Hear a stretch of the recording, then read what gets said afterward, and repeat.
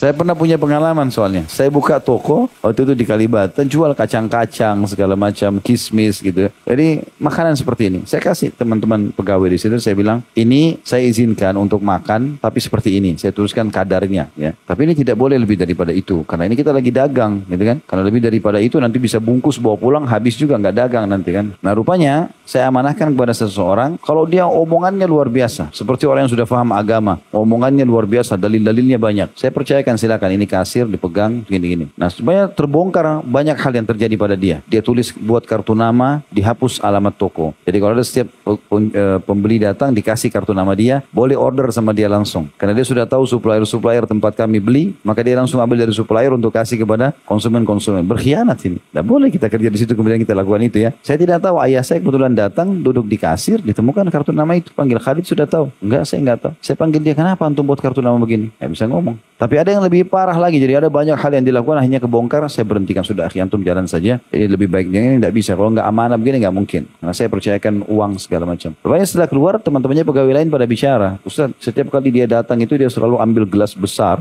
diisi semua kacang-kacang, kismis, makan banyak, lebih daripada antum apa yang antum kadarkan gitu. Kenapa harus berkhianat? Padahal saya sudah bilang juga kalau sampai mau beli nanti modalnya berapa dibeli dengan harga begitu nggak ada masalah, gitu kan? Tapi subhanallah ada orang begitu, tidak sadar mereka berkhianat akhirnya jadi masalah. Makanya antum harus tahu hak antum apa, gitu kan? Hak antum harus tahu mana hak antum, mana yang bukan hak. Ini semua teman-teman harus hati-hati, peka. Ya, apapun itu sifatnya. Kantong kresek walaupun kecil, sederhana, harganya cuma murah. Mungkin satu lembar kenanya cuma 200 rupiah segala macam. Ya, yang punya mungkin tidak peduli. Ya, tetap antum tidak boleh ambil. 200 rupiah pun berdosa. Kata Nabi SAW, masalah pengkhianatan harta rampasan perangnya. Siapapun yang mengambil harta rampasan perang sebelum dibagi, maka akan jadi api neraka buat dia. Kata sahabat, ya Rasulullah, bagaimana kalau cuma tali sendal? Zaman dulu orang, sendalnya itu agak beda sama kita. Mereka punya sendal kulit, kemudian dilubang-lubangin, lalu dibuat tali, lalu dililit sampai ke betis. Ya, maka disilakan dengan tali sendal. Walaupun tali sendal ya Rasulullah, kata Nabi SAW, walaupun hanya secuil diambil dari batang pohon yang tidak berguna, atau pohon dari arak. Ya. Jadi kalau ada batang pohon, ranting, dicuil sedikit, tetap itu sudah cukup masuk dalam api neraka. Apalagi yang lain, jadi jangan. Kresek pun jangan, izin, saya mau pakai ini bisa nggak? Jangan ambil teman-teman. Biasakan antum peka, itu namanya muru'ah. Muru'ah itu menjaga kehormatan hubungan dengan Allah. Jadi kita tahu ini halal atau tidak. Bukan masalahnya orang ini suka atau tidak. Atau dia lihat atau tidak. Semua itu harus diketahui. Gelas, sendok, yang mana antum diizinkan pakai.